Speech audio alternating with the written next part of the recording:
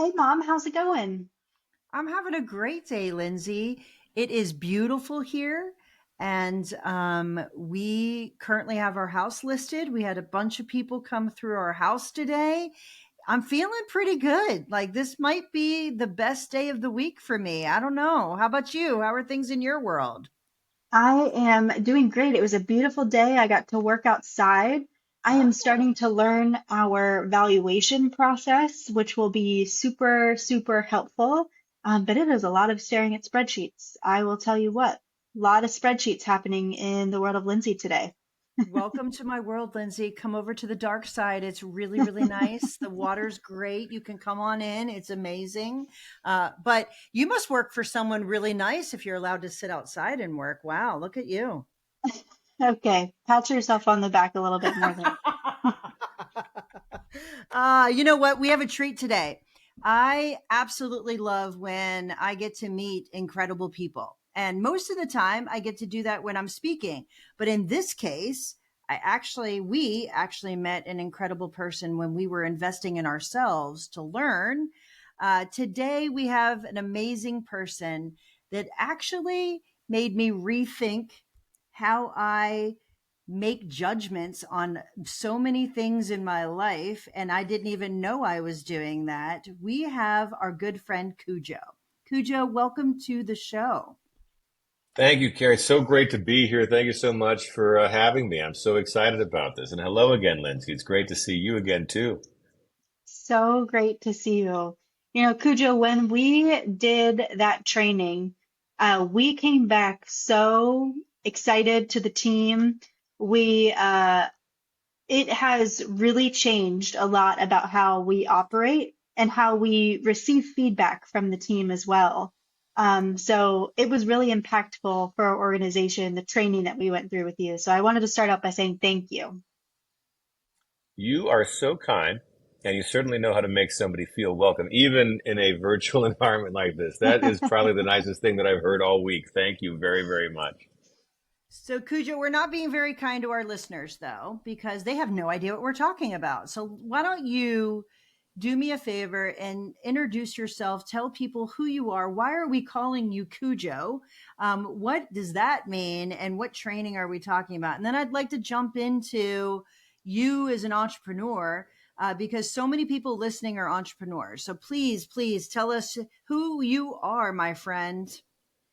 Great. Well, we'll begin with had really mean parents. I mean, who would name their child Cujo? You just got to ask yourself, like, what was going on with Mr. and Mrs. Teschner?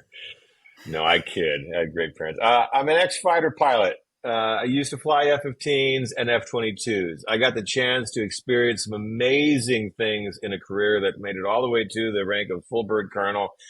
I spent 20 years on active duty. I got to graduate from the United States Air Force Academy, which was an ambition of mine since I was a wee little lad. And actually, I got to live my childhood dream. So many people, they say, thank you for your service. It's hard for me to accept that because I've wanted to do what I got to do since I walked out of Star Wars in 1977. And I said, I want to be Luke Skywalker. So I got a chance to do all of that. And so I'm a very, very fortunate man, very blessed. And in the midst of learning how to fly, fight, and win. And specifically, as my responsibilities took me to the Air Force Fighter Weapons School, and I was placed in charge of the Air Force accountability system, the way that we debrief, I realized that this thing that I was taught, a reformulation of how it is we practice accountability, done in the non weaponized way that harnesses it to help a team to learn was probably the biggest gift that I was given amongst all the gifts that I was given in the United States Air Force. And so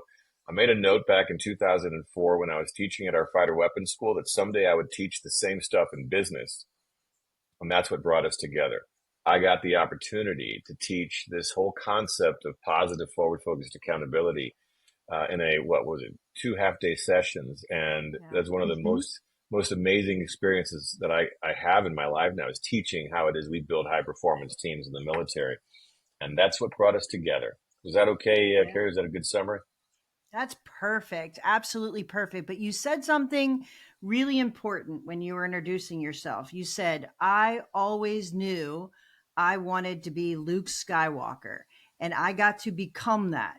So I want to talk about that for just a minute because many people, they have these amazing careers, and it becomes who they are. It's something they've dreamt about. It's something they made happen.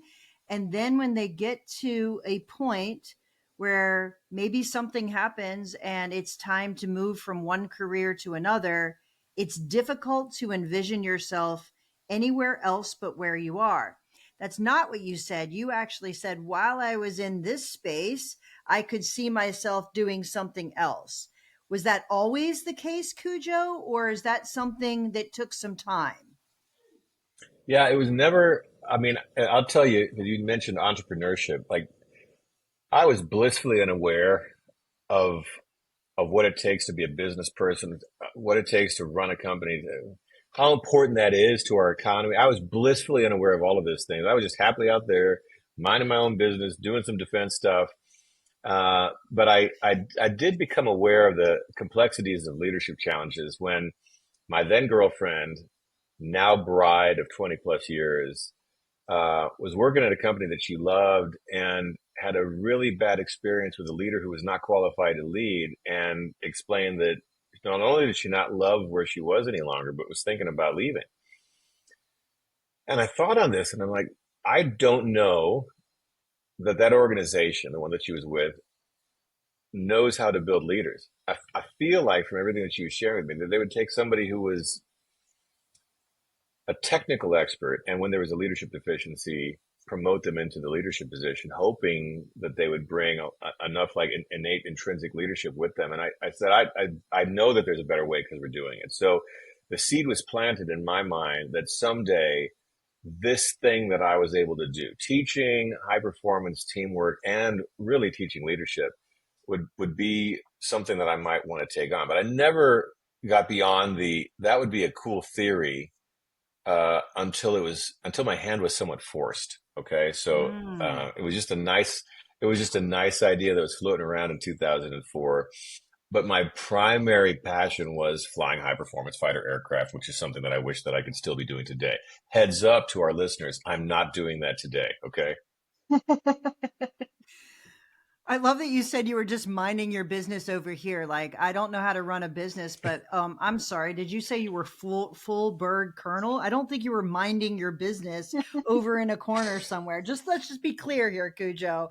I appreciate that, but that's not quite what you were doing. So we had some time to talk when we took this workshop with you, which I agree, Lindsay, was probably one of the most impactful things that I've gone through as a leader, to really look at myself and ask myself, am I truly leading in the best way that I can? Am I truly approaching and leading my team in the way that I'm proud of? And if I'm not, this gave me the opportunity to rethink it. But I was thinking about this. Like, I grew up with a dad who was in the Army, and I had two uncles, one that was in the Marines, another one that was in the Army, and we are no foreigner to what it's like to live in a military type situation. I was sharing with someone else on a podcast that I went to 12 different schools. Like, you learn to adapt very, very quickly when you're in the military life. But here's what I know about my father's experience, my uncle's experience. My uncle was the highest enlisted rank you could be in the Marine Corps. Like, he lived, breathed, and ate the Marine Corps. So the Marine Corps birthday was just passed, and every time that happens, I think of him. And he was a drill sergeant. But he loved to teach. His second career was teaching because he didn't know any other way, right? So my question to you is: you leave this very structured lifestyle where it's probably the most structured thing I can think of, and now you're in a career that maybe is not as structured. I'm sure you make it structured, but what is that like for you? Like, what? And you also said your hand was forced. So if you're willing, tell that story, and then how you went from one environment to another and found success in both. Okay, great. Well, first of all, what a magnificent family background. Like, truly. And I remember us talking about this, and just such amazing teammates on the family front. Like, nicely done, everybody. Though we're missing some Air Force members there, but we'll We talk are. about that I agree. Yeah. offline. Yeah, so we'll talk hand forced, and then we'll talk about the structure piece. So I was happily marching along, doing my thing as an Air Force guy, with a vision towards I'd like to stay in the Air Force for a while, and everything was going exactly according to the vision until I was diagnosed with colorectal cancer. And the diagnosis was an interesting thing. I had some symptoms in 2013 that caused me to talk to my wife, and she suggested I talk to a doctor. And the first doctor was like, "You're fine," and the second doctor was fine. I'm like, "I'm fine," and my wife's like, "That's not true. You're not fine. Got a third opinion. Go to get a colonoscopy. Wake up. Doctor says, hey, I found a tumor growing in your lower colon that I suspect has been growing for a decade." Mm. And it was interesting that he said that because the first time that I'd had these symptoms was a decade prior.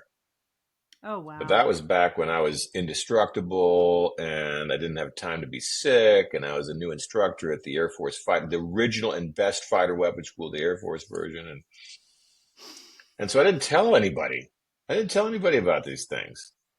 Mm. We're talking like young. I mean, I'm 40 when all this stuff goes down, 30 when the original symptoms come out. So like, I mean, who would have really expected anything to come from that? But the German doctor that diagnosed me, he was pretty spot on, very precise, very, very precise over there in Germany. Anyway, I remember the first thing that happens from my wife and I, who she's there with me getting this horrible news, 6 months pregnant with our fourth child, history of miscarriages. So, I mean, you might imagine the tidal wave of badness that's hitting us instantaneously and what that might do to the little kiddo. Happy to report that little baby Steven is healthy, good to, he's no longer, Oh. he's 11 years old now.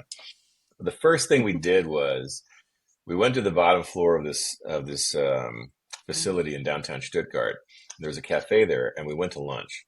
And you might be wondering, listeners, like why on the heels of such a devastating diagnosis would the first thing you do be go to lunch? And the answer is, if you've had a colonoscopy, you know how devastatingly hungry you are. So I was not about to die hungry. My wife, she's 6 months pregnant. She's also always hungry. So like, it just made sense. But it was an interesting place because nobody was there. It was like 3 o'clock in the afternoon ish. And after we placed our lunch order, like things just happened naturally. And the first thing that happened to me naturally was I looked my wife in the eyes and I said, I just want you to know one thing, honey. Our story just got better. And that wasn't driven by any sort of forecasting that someday I'd be on your podcast. It wasn't driven by, hey, this would be a neat thing to write into the, whatever someday. Like it was driven by, I come from a world where nothing ever goes according to plan. Like when you're flying airplanes, guarantee you the weather's going to be different. The tanker's not going to have enough gas. Somebody gets lost. The thing doesn't happen. The Navy can't take off. Like any number of things are going to happen, but the mission still has to happen. Like you still got to take the fight forward. And so we got into the habit in that world of embracing the disruptions because we knew that by overcoming all of that, the story that we were going to tell at the bar on Friday was going to be so much better than if it had gone according to plan. So I was inculcated with this. It's part warrior mentality, part just acceptance of the reality of the world in which we are. And it came to the forefront when we really needed it. Both my wife and I needed that conversation because she immediately responded with, I agree. And she was just as uncertain about the future as I was. But it was one of those where we decided we're going to choose our mentality. We're going to choose the mindset into which we go into this battle.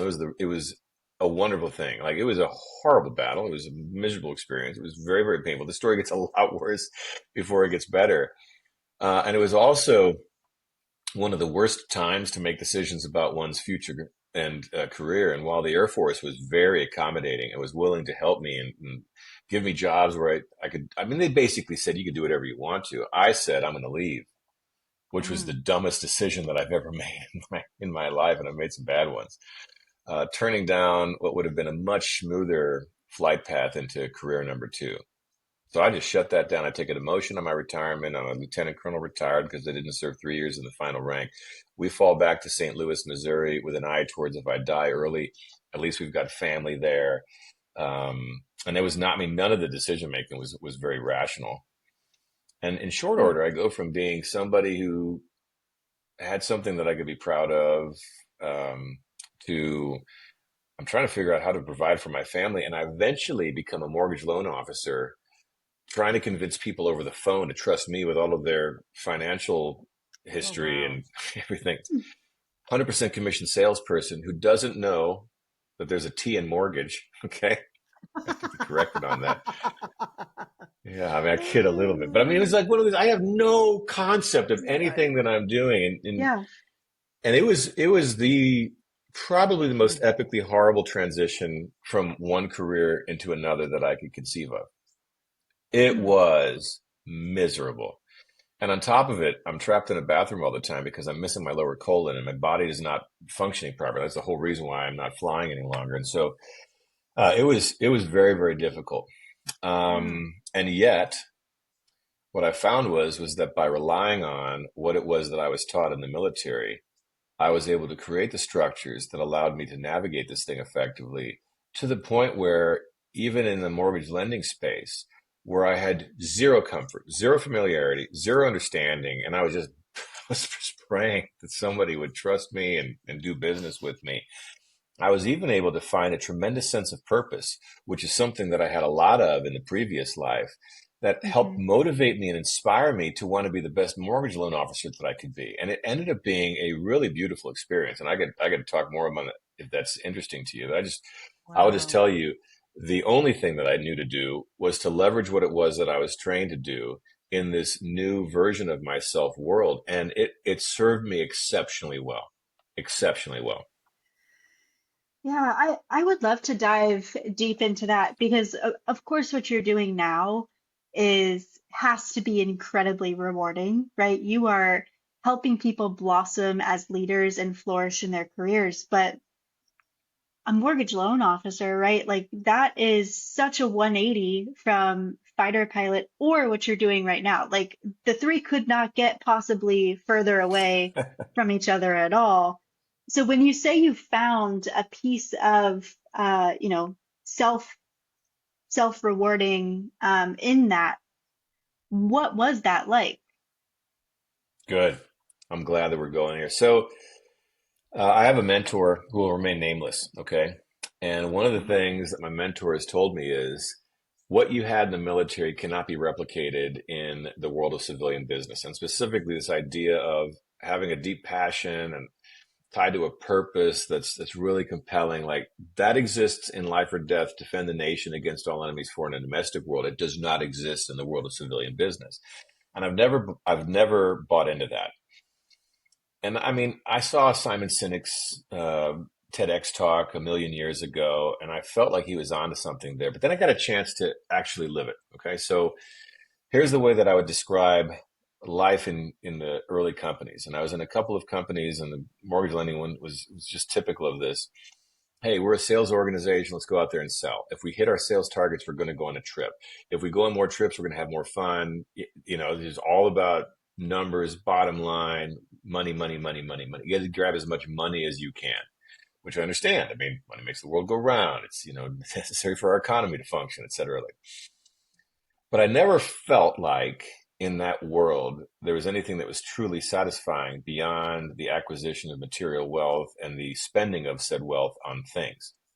And that was counter to the way it was in the military. I mean, for sure, you don't join the military to become wealthy. Okay, depending on what your rank is, you might have a comfortable life. But I mean, we still have. I mean, military members rely on food stamps, SNAP benefits in order to be able to make ends Yep. meet because it's you at the lower rank structures, you're not making a lot of money. If you got a family, it's a tough thing to do. So then, why would you, in an all volunteer force, go and do this thing? Well, I mean, unless the judge forced you into it, like you went there because you saw that you were doing something bigger than you. Yep. Hmm. All right, so we take and apply that to the mortgage lending space. I got paid a micro percentage of the value of the loan, and so the kind of the theory there was go get a bunch of huge loans so that you can make more money. Go find people that have huge houses and big loan amounts and refinance Hmm. those, and off we are to the races.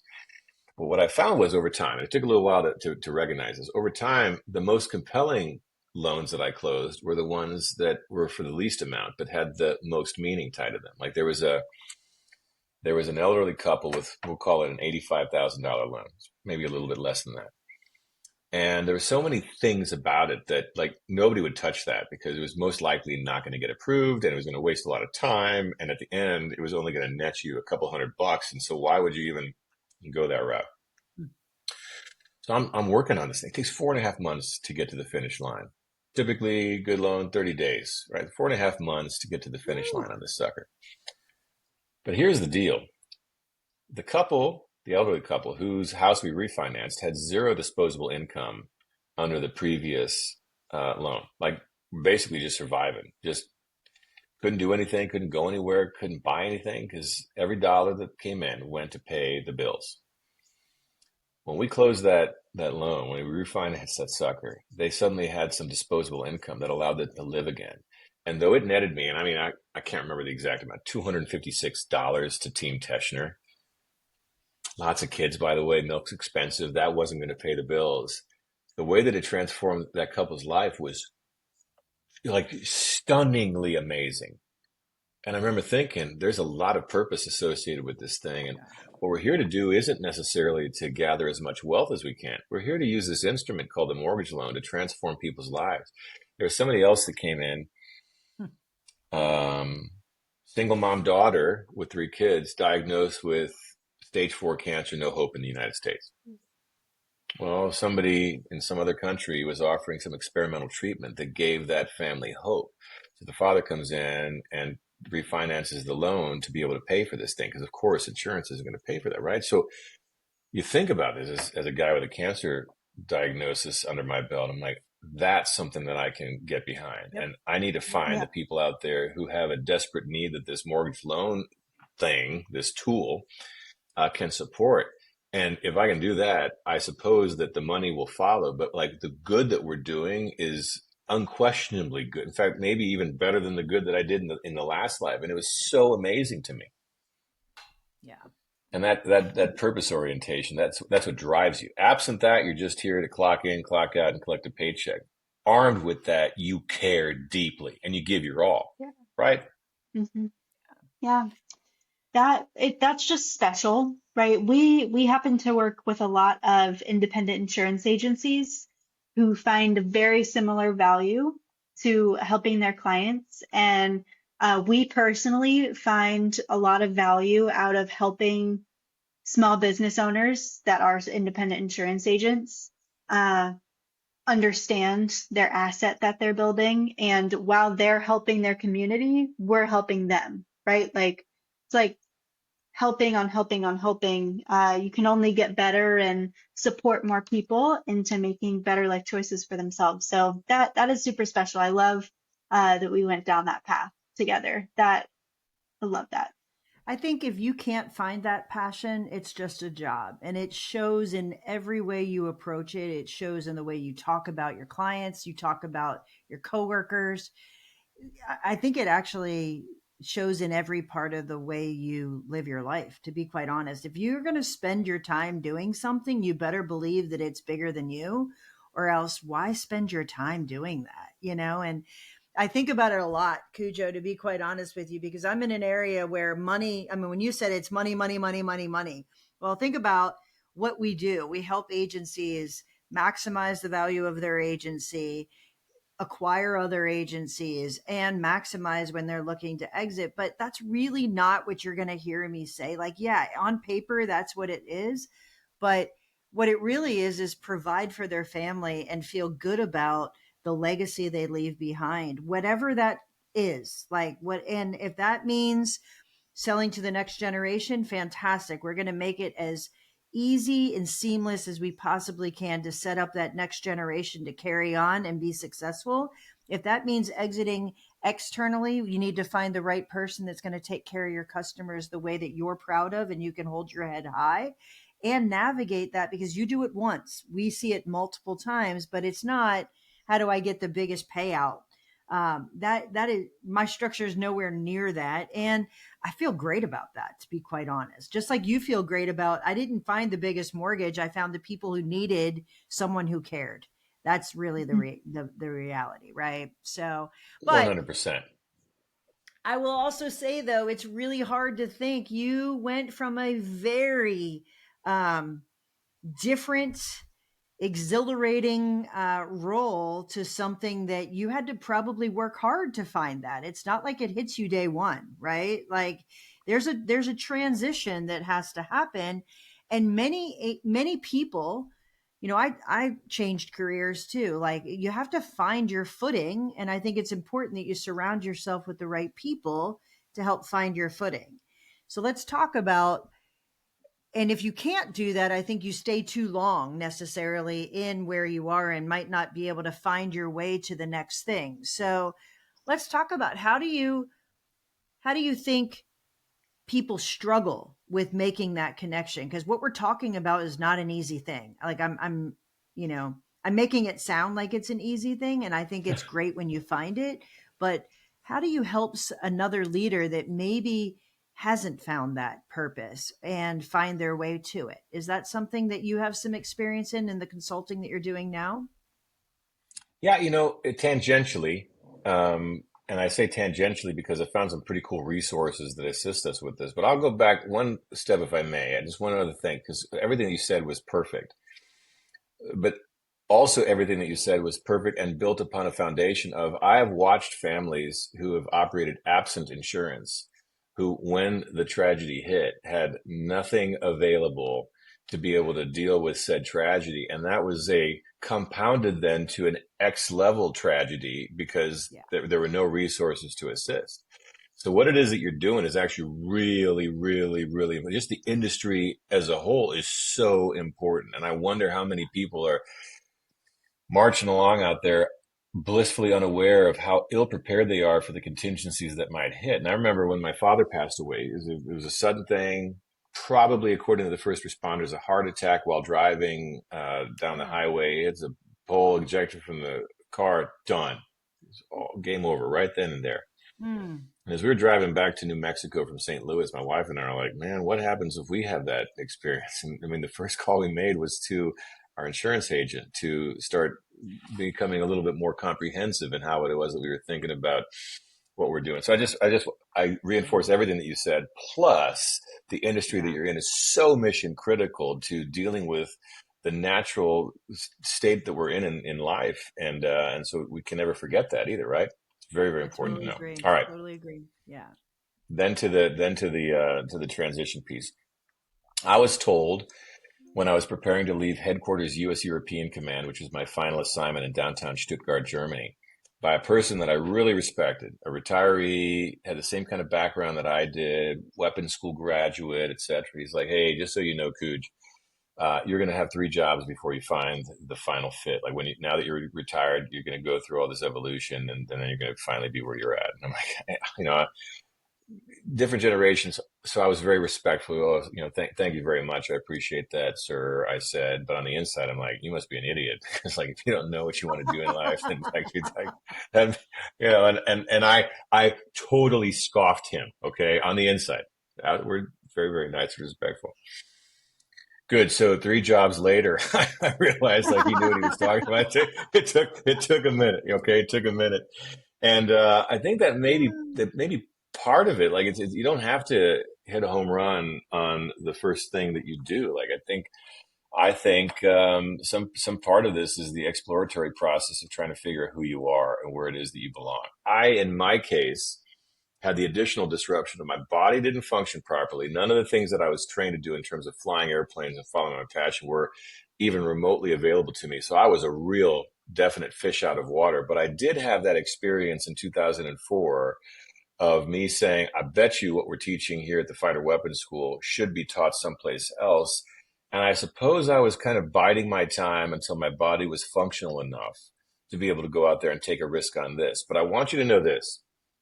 So initially I joined a startup that never started, became a mortgage loan officer. And eventually I got to the point where I felt like if I didn't go out there and take this huge risk and try to force my body to do things that it was incapable of doing, just unfortunately incapable of doing, that I'd be trapped in a world of a dysfunctional body and not being me for the rest of my life. So I didn't want to do that. And so I told my bride, who's my best friend and also the best wingman that I've ever had, that I think it's time to go take this huge mega risk with four little children and a mortgage. And she supported me. Okay. And the strategy was, let's go borrow some money. Let's go put all of our chips on the table. Let me go out there, schlep my stuff around and start giving pre-presentations about what it is that I do and see if anybody buys. And we had 6 months of runway to get this thing going. Would I recommend to any of your listeners that they take that approach? No. In fact, that's one of the dumbest approaches that one could take. Did it end up working for us? Yes.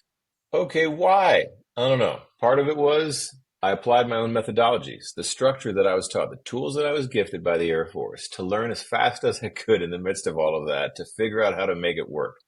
And secondly, I come from a high risk, high reward background, like flying high performance aircraft. It could kill you. I've got friends who died doing it. I have plenty of friends who died in training accidents because it's a really dangerous thing.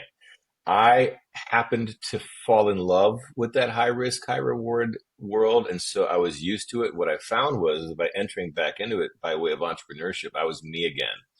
And my wife saw it. My kiddos Mm. saw it.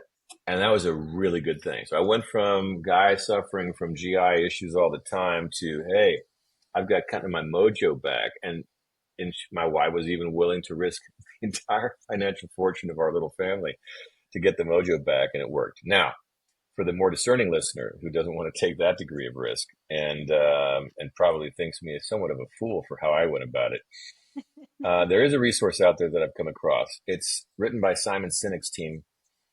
And Simon Sinek, of course, did the Golden Circle TEDx talk from a million years ago with like umpteen trillion views now. But it's called Find Your Why. Mm. And it's a great resource. It just walks you through organizationally at the team level, but also individually, like what is your purpose? And I think a lot of people are misaligned on that. Like they've never thought about it that way before. They're very practical, functional. They need to get a job. I need to go work someplace. I need to go do something. And so they kind of fall into whatever it is that's the something, and it may not be the right thing. I knew as a little boy I was going to be a fighter pilot. Nobody's going to stop me from that. When that was taken away from me, I had a momentary disruption, but I knew that a fighter pilot is a teacher first and foremost. And when I figured out that I could indeed teach the principles that I was teaching at the Fighter Weapons School in business, I came into my own again, and I'm squarely back to me. So I always kind of know what my purpose was, and I've had multiple different ways of living it. I think for everybody, there's probably some value in starting with purpose, which interestingly enough is the second time that we're talking about that in today's session. It also was a core of the session that we talked about where we met initially, and there's a reason for that. Yeah, Yeah. I would agree. I would agree. Well, here's what I'll say to you. First of all, I could speak to you all day, every day, and never learn enough, to be quite honest with you. But the whole time you're talking, as you were wrapping that up, I was thinking to myself, man, your story definitely got more interesting, didn't it? 100%, 1 billion%. Oh my gosh, yes. And in fact, to the point where, though I used to think of myself, I mean, I used to define myself as like, I exist to fly fighter aircraft. I am on this earth to be a fighter pilot. I no longer believe that. I think that I was a fighter pilot to do the things that I'm doing now. And what I've found as we've debriefed our own cancer journey, one that I actually claim responsibility for, and I allowed myself to get to the point where I was as sick as I was. Though I wouldn't have written the story the way that it unfolded, I would not go back and rewrite it now. If I had the chance to rewind the tapes and relive this thing differently, I'd probably keep it exactly as it is because so much good has come from it. I mean, Ah, we amen. intersected specifically because of how good life became after cancer and the great things that I got a chance to do. What a gift this is. We're here today because of that. And Absolutely. the other piece of this, and I don't often talk about this, but I think it's worth mentioning here with you, especially because, Lindsay, you're here with your mom. Mom, you're here with your daughter. One of the things we got the opportunity, my wife and I did in the midst of our cancer journey was to try to model how best to handle a huge disruption like your dad's almost going to die. And we tried to be positive throughout. We tried to really evidence love for one another. We tried to be very optimistic about everything. We really did not go down any dark paths. And the way that I would describe that journey was hopefully great lessons for our 4 children at the time who got to, actually 3 who got to really experience it. Stephen was the aftershock of that whole thing. And then in the process, build a stronger family team. Like we got so much tighter because of how this thing goes. And if you study folks that have been through major medical problems, like a lot of times it's splitsville as a result of it because of all the horrible stress and all the horrible pressure and all the bad things that come from it. So multiple reasons why I think there was so much good here, and I'm grateful for it all. Yeah. You know, your story is amazing. And I think that people listening and you're facing um, disruption, whatever that looks like inside your world, I think the way you approach disruption determines your success on the other side. There's just no two ways around it, right? And I'm confident your kids learned a great deal from watching Mhm. both you and your wife because as they grow up and they realize what it was you were actually facing, I think kids don't understand that until they become adults and they reflect on um, have the perspective to be able to reflect on that. Man, I can guarantee you they're going to be incredibly proud of how you guys handled that in the example you set. What an incredible gift you gave to them, truly. So Well, and I would turn right back around and think, what an incredible gift that I was given by the United States Air Force yeah. to be equipped to be able to lead through disruption, right? I mean, that was a standard thing we did. I remember that one of the very first combat missions I ever went on as a young wingman, and I'm going out there. I'm kind of scared. I mean, we're doing some scary stuff. I'm kind of scared. And I go out there, Yeah. and the guy that's leading me is my squadron commander, a gentleman by the name of Vinny DeFranzo. It's my squadron commander. And one thing that I noticed about his leadership when we were flying in hostile skies, he was calmer on the radio and he projected that everything's going to be okay. Mhm. Back home, may have been like very fast on the radio, maybe talking, but in a hostile combat setting, his voice dropped a little bit. And when he said things, it was very smooth. Hey, everybody, let's turn left now. Okay, and what that did was it told me we're going to be okay, and I needed that. Yeah. What a gift in a really, Yeah. really pressure packed environment to watch an outstanding leader lead me effectively. And I can tell you this, it was always my ambition, if I ever got the chance to lead in the Air Force, to be half as good as the leaders that were appointed over me. That's point number one. Point number two, when we compare the disruptions that we're up against the rest of the things that are out there, I mean, you can pick what tragedy in the world that's unfolding right now you want to compare your life to and realize how good you've got it no matter how bad it is. I mean, there's just no comparison.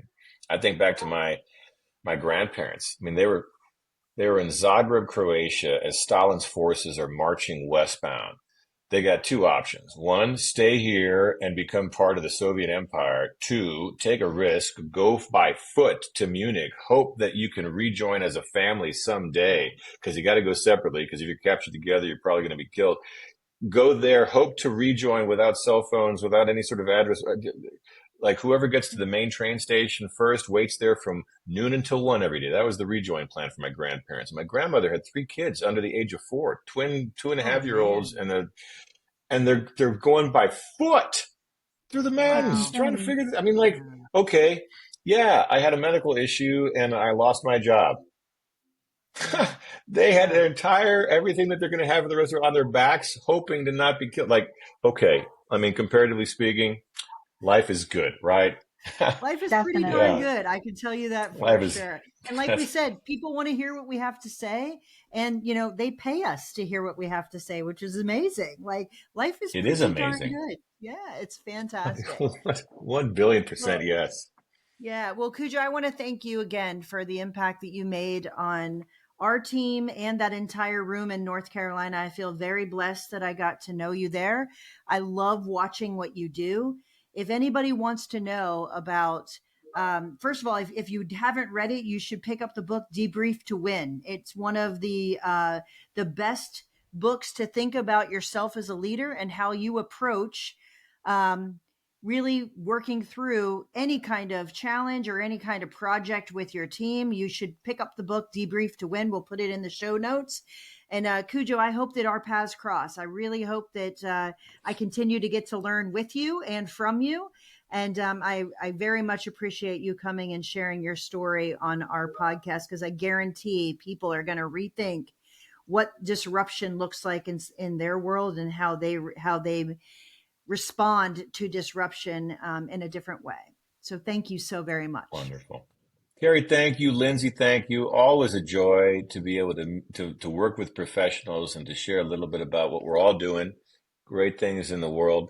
And to everybody that's out there listening, I mean, today may be the day that you needed to hear this. And just know this, you're not alone. Whatever your struggles are, you're not alone. And somebody has been in a worse situation and they've managed to get themselves out of that into a much better place. Living testimony to that, and a little bit of grit, a little bit of determination, a little bit of, hey, I'm not going to cave into the negativity, but I'm actually going to embrace this and realize the story is in the process of getting better.